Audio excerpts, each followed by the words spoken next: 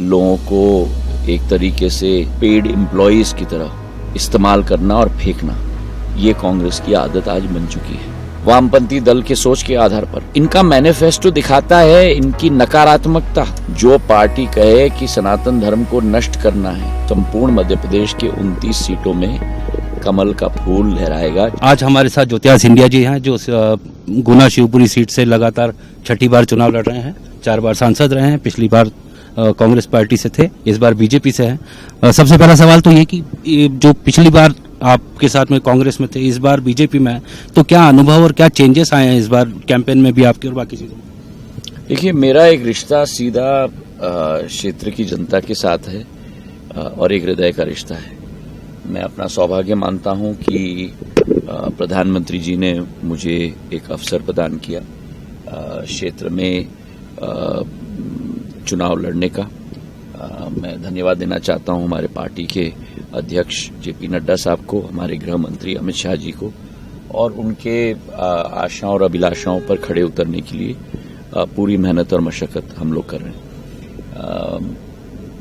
Bharatiya Janata party एक बहुत ही एक अनुशासित पार्टी है और हर एक कार्यकर्ता पूर्ण लगन और निष्ठा के साथ देश के विकास और प्रगति के लिए प्रधानमंत्री जी के नेतृत्व में एक लोकनमुखी सरकार स्थापित करने के लिए उत्सुक है। अमित शाह जी ने बोला था कि मोदी जी का आपके ऊपर वरद हस्त है और आज लेटर भी आया है आपके नाम पे, उसके ऊपर कुछ कहना चाहिए? मैं अपना सौभाग्य मानता हूं कि प्रधानमंत्री जी ने एक चिट्ठी मुझे भेजी है और उनके इस चिट्ठी की भावना के आधार पर उनकी, जैसे मैंने कहा, उनके आशाओं पर पूरे तरीके से खड़े उतरने की कोशिश मेरे द्वारा की जाएगी। आज आपके भाषण में, हम दिन भर आपके साथ कैंपेन ट्रेल पे थे, तो आज आपके भाषणों में कहीं ना कहीं एक मैनिफेस्टो वाला एक टारगेट था आपका कांग्रेस के उम्मीदवारों का, था कि कांग्रेस के पास में उम्मीदवार भी नहीं है। आज कई सारी कॉन्स्टिट्यूंसीज में हम देख रहे हैं और इंदौर वाला जो मामला था उसमें तो दिखा कि इंदौर का प्रत्याशी ही अब भाजपा में शामिल हो गया है। इसको लेके आप कैसे देखते हैं? कांग्रेस पार्टी आज पूरी तरह से बैंकरप्ट हो गई है, विचारधारा के दृष्टिकोण से बैंकरप्ट हो गई है, मानव संसाधन के दृष्टिकोण से बैंकरप्ट हो गई है, क्योंकि कांग्रेस पार्टी लोगों का मान सम्मान रखना जानती नहीं है। अब लोगों को एक तरीके से पेड एम्प्लॉयज की तरह इस्तेमाल करना और फेंकना, ये कांग्रेस की आदत आज बन चुकी है। और जैसे मैंने कहा, ना कोई विचारधारा है, ना कोई मानव संसाधन के लिए मान सम्मान है, और ना देश के लिए कुछ करने की एक क्षमता है, और ना देश के प्रति कोई भावना है।